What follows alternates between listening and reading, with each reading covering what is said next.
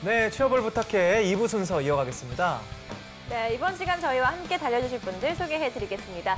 취향저격수 양상국형, 취업 컨설턴트 홍기찬 쌤, 빅데이터 전문가 전민기쌤, 캠퍼스 특파원 김나연 학생 나오셨습니다. 어서 오세요. 어서 오세요. 나연 학생 연휴는 잘 보냈나요? 네, 지난주가 설날이었잖아요. 네, 그래서 그렇죠. 촬영일 기준으로. 네, 오랜만에 제주도, 고향인 제주도에 내려가서 네, 친구들 만나고 맛있는 음식 먹으면서 힐링하고 왔습니다. 와. 네. 그러니까요, 연고지가 제주도잖아요. 네, 네. 얼굴이 좀 좋아지신 것 같아요. 맞아요. 네, 되게 뭔가 밝아진 느낌. 네, 집 내려가서 네. 많이 쉬고 왔습니다. 역시 네. 집이 그냥 최고입니다. 경치만 봐도 힐링이 됐을 것 그러니까 같아요. 제주도 얼마나 좋아요. 네. 저도 가고 싶은데. 네, 역시 집이 최고입니다. 그러면은 또 취준생들 응원하면서 취업을 부탁해 시작해 보겠습니다. 먼저 취준생이 알아야 할 시사상식 퀴즈부터 풀어볼까요? 신영 씨가 방법 알려주세요. 네, 그날의 문제 출제자가 선정이 되면 퀴즈를 내주시고 나머지 분들은 맞춰주시면 됩니다. 단, 캠퍼스 특파원에게 우선권이 있다는 것 알아주시기 바랍니다. 그러면 오늘의 문제 출제자 누군가요? 전쌤! 전쌤. 저한테 왔네요. 와. 자, 문제 한번 내보겠습니다. 네. 전세 가격이 떨어져서 집주인이 세입자에게 전세 보증금을 돌려주지 못하는 현상을 무엇이라고 할까요? 얼른 내놔. 네, 땡하기도 부끄럽네요. 전세 사기. 앞에 두 개는 비읍, 히읗. 완전 틀렸습니다. 그럼 초성 드릴게요. 네, 초성 좋아요. 이응, 지읒, 시옷, 니은. 이거 요새 많이 나오는 얘긴데. 그러니까 전세 난이긴 한데 뭐 다 알려준 것 같은데 이게 이제 뭔가가 역전이 됐죠? 역전세난! 역전세난! 맞습니다. 정답입니다. 예. 역전세난. 네. 그러니까 뭐 그렇죠. 그렇죠. 예. 그러니까 네, 집값을 이제 예를 들어서 전에 뭐 예를 들어서 4억 주고서 이제 전세를 줬었는데 이게 한 2억 5천으로 떨어져 버리면 1억 5천을 이제 주인이 현금으로 마련해서 줘야 되거든요. 와. 예, 그럼 쉽지 않은 거죠. 이런 예. 일이 생길 수 있겠네요. 그러면 정말. 어떻게 돼요? 그러면 글쎄요, 그건 주인이 알아서 해야 되는데 뭐 그런 상황밖에 없죠. 집을 팔아서 준다든지. 그러면 집을 사는 게 나아요? 전세를 하는 게 나아요? 최근 같은 상황에 뭐 글쎄 제가 뭐 이런 부동산 전문가는 아니니까 지금은 관망세니까 아니 그 집거래가 왼쪽에 전문가를 왜 달아놨어? 집거래가 없습니다. 저는 빅데이터 전문가죠. 모르는 집을 사면 되지 않아요? 왜 이렇게 웃으세요? 네, 전세 시장에 대한 지금 정보들이 그러니까 과열되고 있는 상황. 전세가 우리나라에만 있는 제도잖아요. 다들 서민들이어서 이게 좀 예민해요. 기존에는 그러니까 건물 집의 소유주가 그 돈을 받고 그동안은 이제 전세금이 항상 상승 추세이기 때문에 산업은행 자본이 들어오면 사실은 이제 경영 소유권이 이제 투자자들이에요. 그러니까 애초에 그 아파트를 구매할 만한 자금 여력이 안 되는데 전세금이 계속 어느 정도 상당 수준을 차지하니까 근데 2년이 지나게 되면 이제 전세금이 내려가면 이 돈을 줘야 되는 거죠. 근데 문제는 예전에는 그래서 전세금 보증 보험 이런 것들 많이 들지 않았는데 이제는 이제 이런 리스크 요인들이 생기고 있고 또 경제에 또 뇌관이 될 수도 있죠. 그래서 이 사안에 대해서는 우리가 좀 주도 면밀하게 관찰해야 될 이슈입니다. 취업 준비 퀴즈 풀어봤고요. 이제 본격적으로 오늘의 기업에 대해서 알아보겠습니다. 화면으로 만나보시죠.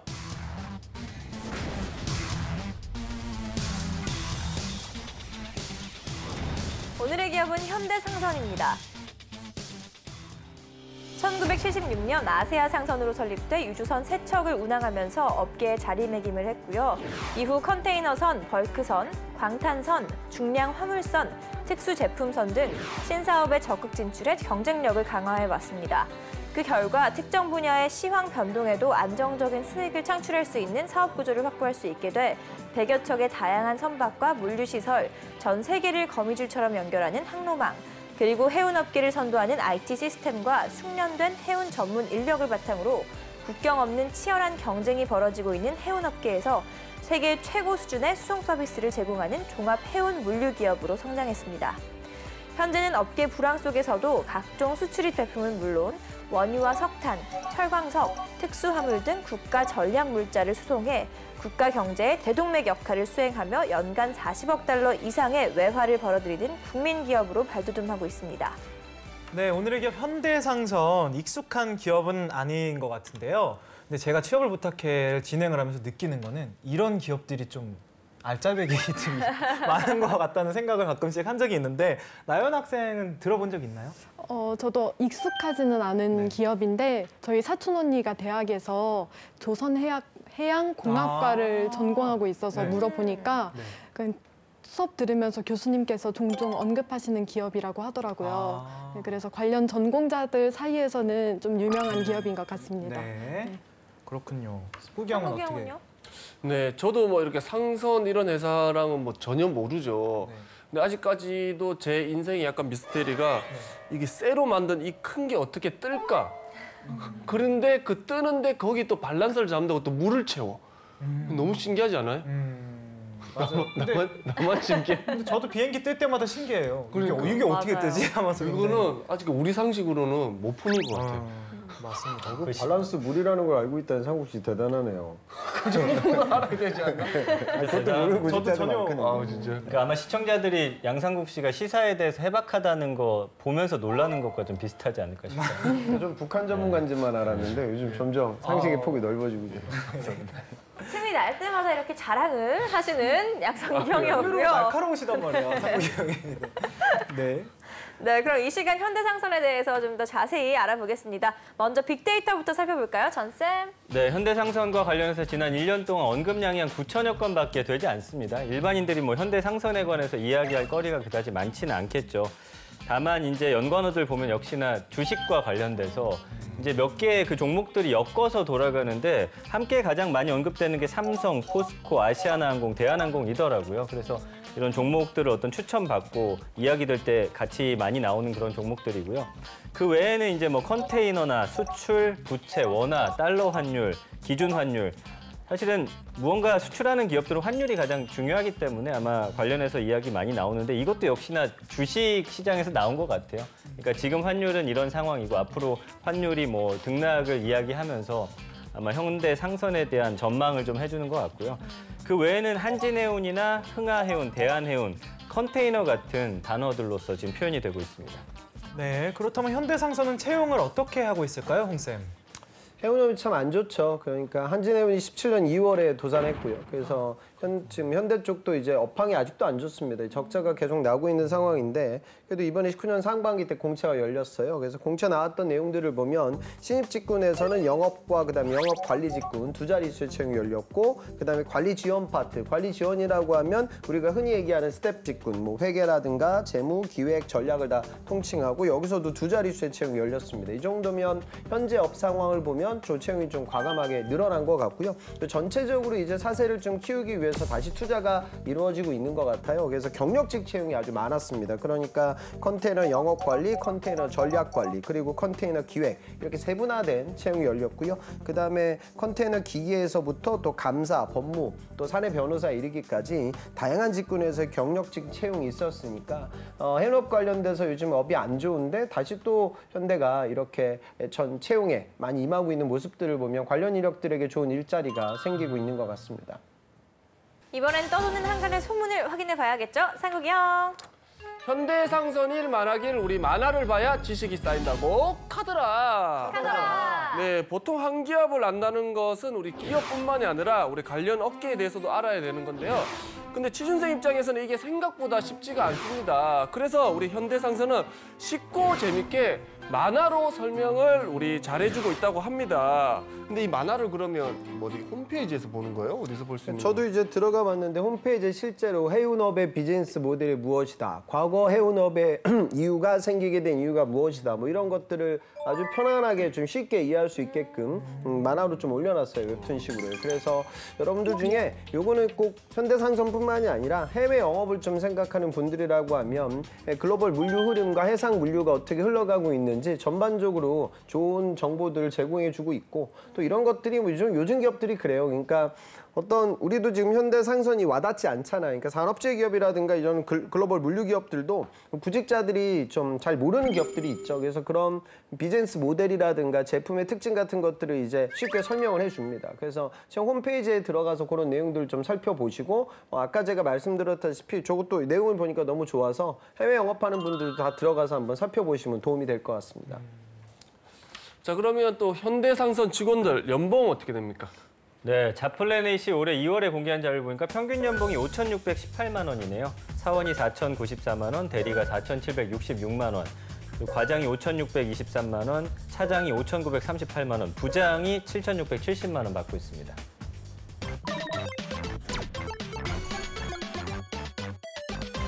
기업에 대해 좀 더 깊숙이 알아볼까요? 핫한 키워드로 기업을 저격하는 시간이죠. 상국이형. 네, 키워드를 통해서 우리 기업을 저격해 보도록 하겠습니다. 꾸기의 해시태그! 우리 첫 번째 해시태그 보도록 하겠습니다. 짜잔! 샵 현대그룹, 샵 정부그룹입니다.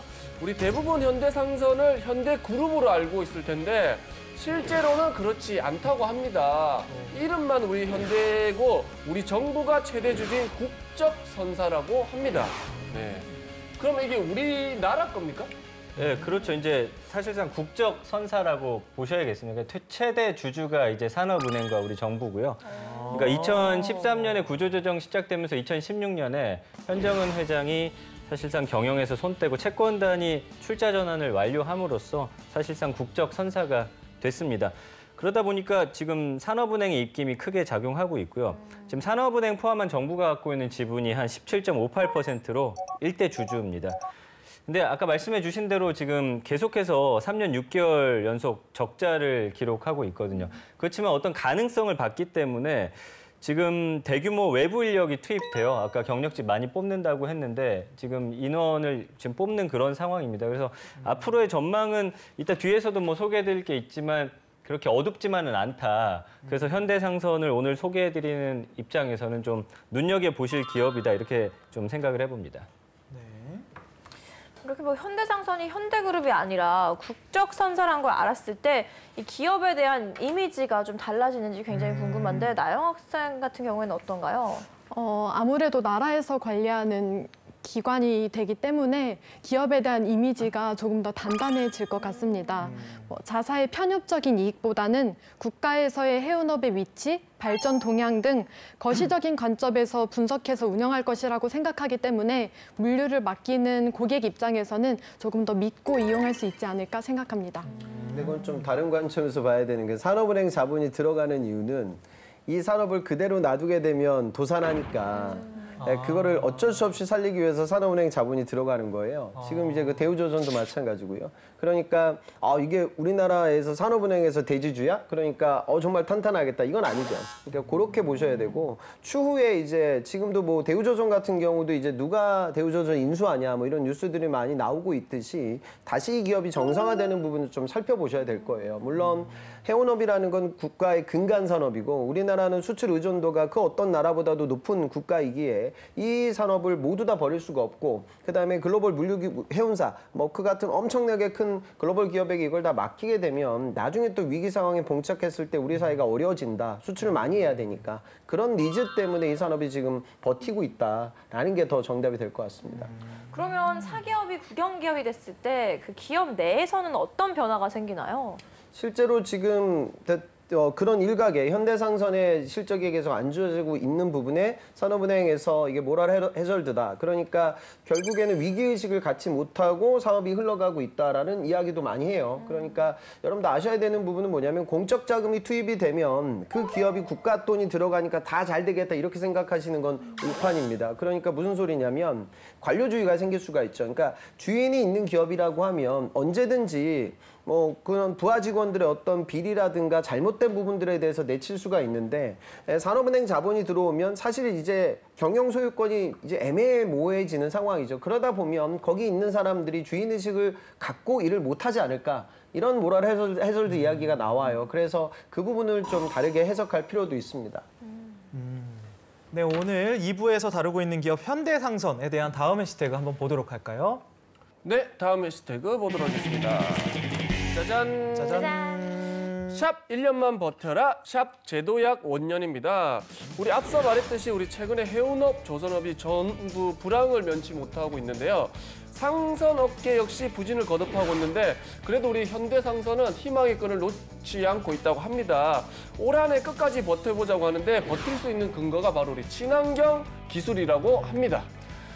친환경 기술이라고 하면 어떤 건가요, 전쌤? 그러니까 지금 전 세계적으로 환경 규제가 강화되고 있습니다. 아무래도 이 지구의 어떤 온난화라든지 여러 가지 문제들과 직면해 있기 때문이거든요. 그러니까 국제 해사기구 IMO라는 곳이 있는데 내년부터 황산화물 규제를 시행을 하는 거예요. 그렇게 되면 이제 자동차로 설명드리면 우리도 이제 디젤 어떤 정책들이 강화되지 않습니까? 그러다 보니까 상대적으로 비싼 휘발유 차를 타거나 아니면 대체로서 하이브리드라든지 뭐 전기 자동차 이런 것들을 구매할 수밖에 없는 상황이 되는 것이죠.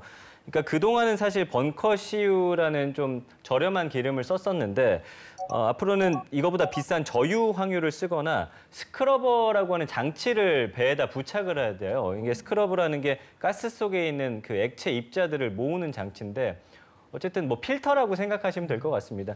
근데 이제 현대상선이 이 레디형 스크러버라는 것들을 이제 배에다가 설치를 하고 이것들을 좀 개발하는 사업을 하고 있었기 때문에 지금 다른 어떤 상선 업체나 그 배를 사는 입장에서는 비싼 기름을 사기보다는 그냥 스크러버를 지금 구입해서 장착하는 쪽으로 움직임들이 일어나고 있다는 것이죠.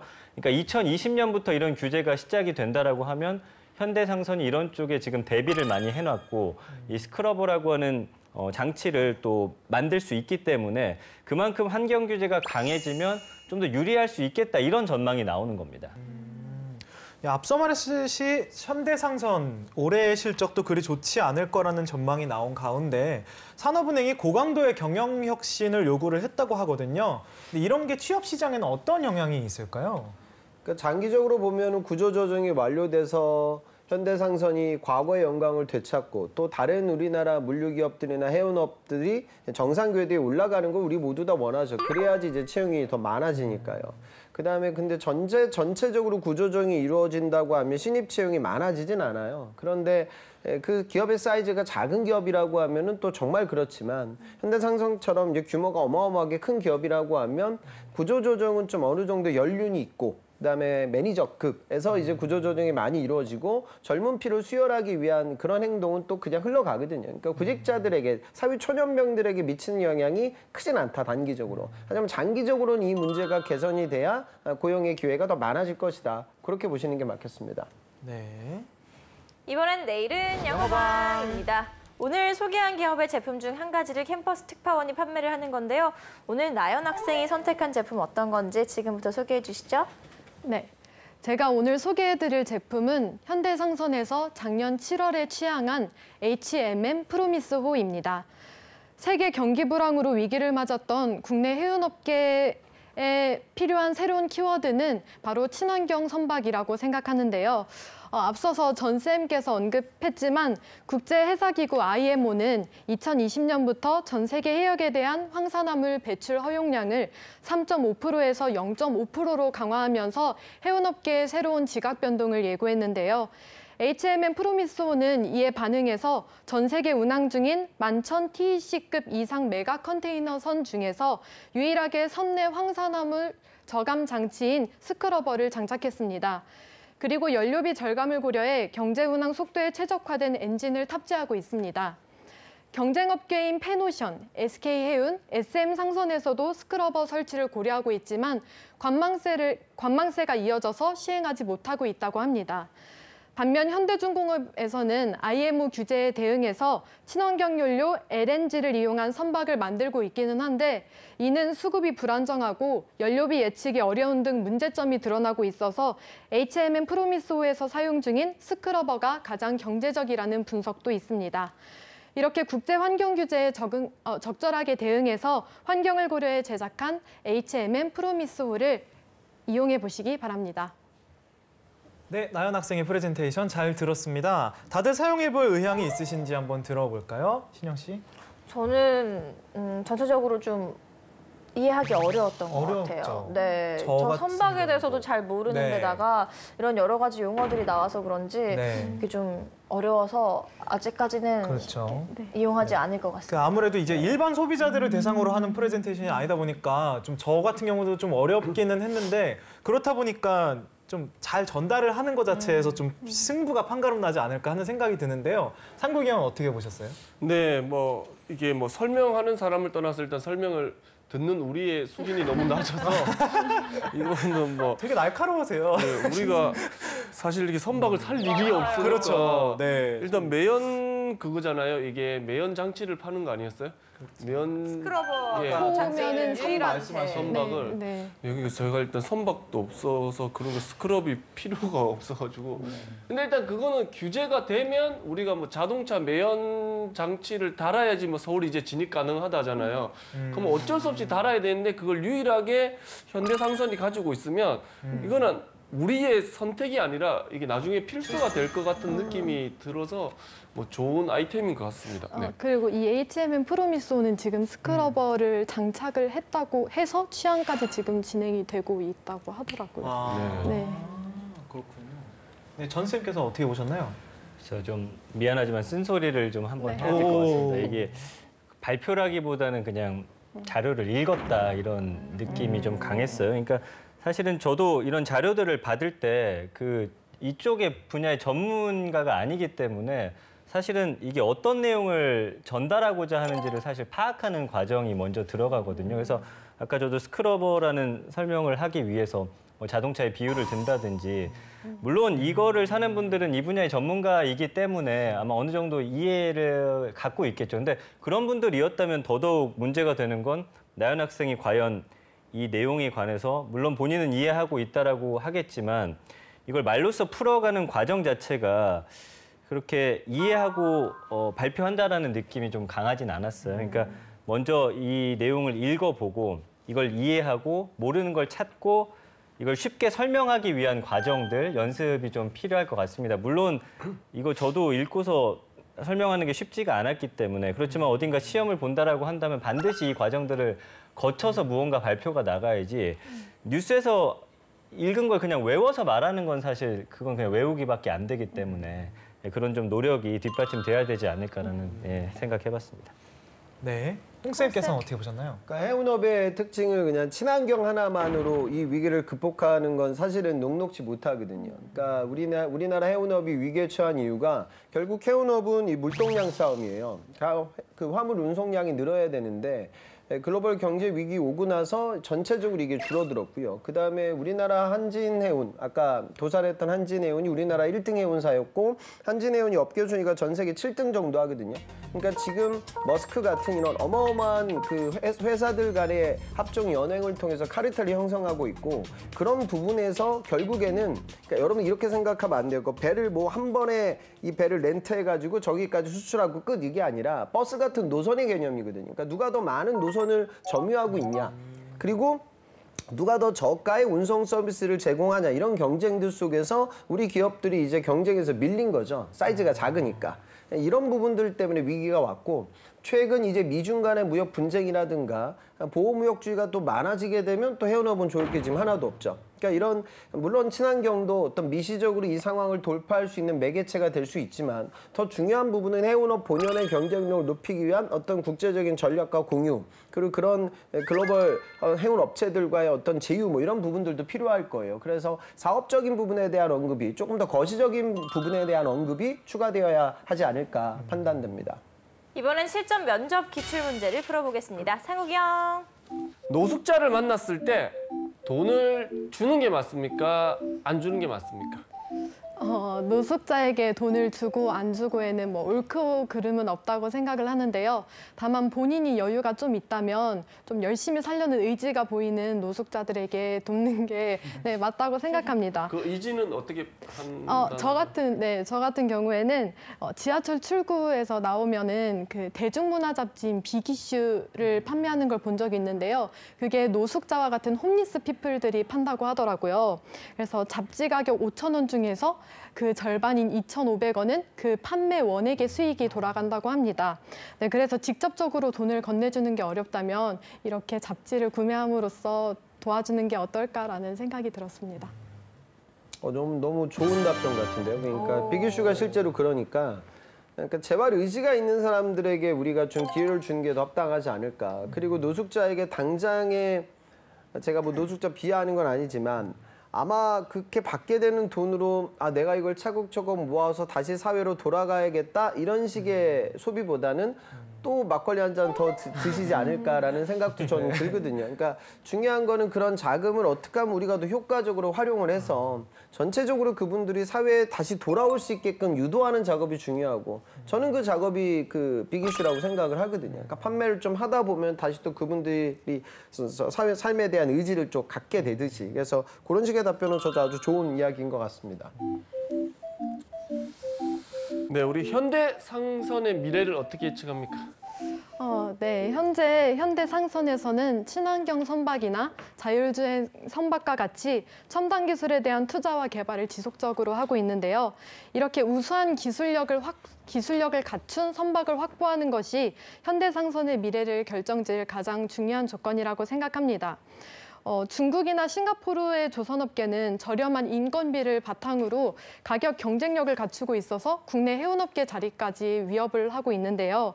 때문에 기술력으로 승부를 하는 게 차별화 전략 중 하나라고 생각이 듭니다. 안정적인 기술력으로 수출 경쟁력을 조금 더 강화한다면 해운 강국의 그 위상을 회복함과 동시에 수주 경쟁에서도 우위를 차지해서 현대상선의 그런 미래가 밝아질 것 같습니다. 그 해운업은 당연히 이제 모든 산업이 그렇듯이 사이클이 있죠. 그러니까 엄청나게 아래로 내려왔으니 다시 또 이제 올라가는 이 산업이 절대 없어질 산업이 아니니까요. 그래서 그런 부분들에 대한 긍정적 시그널도 좀 보여주시고요. 근데 지금 나연 학생 얘기했던 워딩은 또 이제 너무 이제 외운 티가 많이 났으니까 그게 제일 큰 문제점이에요. 그러니까 면접관 입장에서는 그러니까 네 지금 의견을 내가 듣고 싶어서 이 자리에 앉아 있는 거지 네가 준비한 내용이 듣고 싶어서 이 자리에 앉아 있는 게 아닙니다. 그러니까 나연 학생이 그러니까 이건 모든 구직자들에게 생길 것인데 아니 그렇다면 준비한 걸 그럼 어떻게 얘기합니까? 라고 이제 저한테 많이 되묻거든요. 그러니까 템포를 좀 죽이셔야 돼요. 그러니까 내가 실제로 지금 외운 대로 그러니까 이 단어 다음에 바로 어떤 단어가 붙는다는 느낌으로 따다다다닥 얘기하게 되면 면접관 입장에서는 당연히 외운 티가 나거든요. 그러니까 준비를 해 간다 하더라도 중간중간에 좀 템포를 주고 또 강조할 수 있는 포인트는 내가 다시 또 정리를 해보고 이런 식으로 좀 이야기를 하면 외운 티가 조금은 덜 나지 않을까. 그런 좀 스킬적인 부분들도 고민해봐야 할 것 같습니다. 네, 이렇게 실전 면접까지 마무리하면서 지금까지 현대상선에 대해서 알아봤는데요. 나연 학생 어떤 매력을 느꼈나요? 한때 해운업이 한국 경제를 떠받치는 그런 효자 산업이라고 했는데 지금은 아시다시피 좀 안갯길을 걷고 있다고 해요. 그래서 현대상선에서 재도약을 위한 다양한 사업을 준비하고 있는 만큼 새로운 부활에 큰 역할을 해낼 수 있을 거라고 생각합니다. 네, 오늘 취준생 여러분들을 위한 홍쌤의 꿀팁도 빠질 수 없겠죠? 산업은행이 지금 현대상선을 살리기 위해서 많은 노력을 하고 있고요. 그다음에 또 이번에 제가 보기에는 아주 좋은 뉴스가 광주형 일자리 체결인 것 같아요. 그러니까 거기 또 여러분들 모두가 투자한 거예요. 우리 모두가 산업은행에서 투자를 이제 할 겁니다. 그러면 이제 광주시가 이 사업을 주도하게 되겠죠. 그래서 광주에 새로운 일자리를 창출하기 위한 노력을 할 거고 현대자동차는 또 저임금의 좋은 일자리를 창출하면서 자동차 라인을 이제 투자하게 될 거예요. 그러면 이제 여러분들에게는 또 다른 일자리가 또 생길 수가 있겠죠. 그래서 이런 부분들이 아주 우리나라 경제에 좀 긍정적 시그널이 아닐까, 그리고 좋은 일자리를 창출할 수 있는 롤모델이 아닐까 판단되고요. 자동차 산업이 요즘 워낙 안 좋기 때문에 이번 상반기는 정말 우울할 거다. 저도 예전에 그렇게 항상 얘기했는데 또 이런 움직임들을 보면 또 기계산업에서도 우리나라의 근간을 떠받드는 제조업에서도 또 일자리가 많아지지 않을까 기대감이 생깁니다. 그래서 공채 오픈 이제 일주일 전이니까요. 좀 긍정적 마음가짐으로 3월 시즌을 대비하셨으면 좋겠습니다. 네, 오늘 현대상선에 대해서 알아보았습니다. 취업을 부탁해 오늘은 여기까지고요. 저희는 다음 시간에 다시 찾아오겠습니다. 감사합니다. 감사합니다.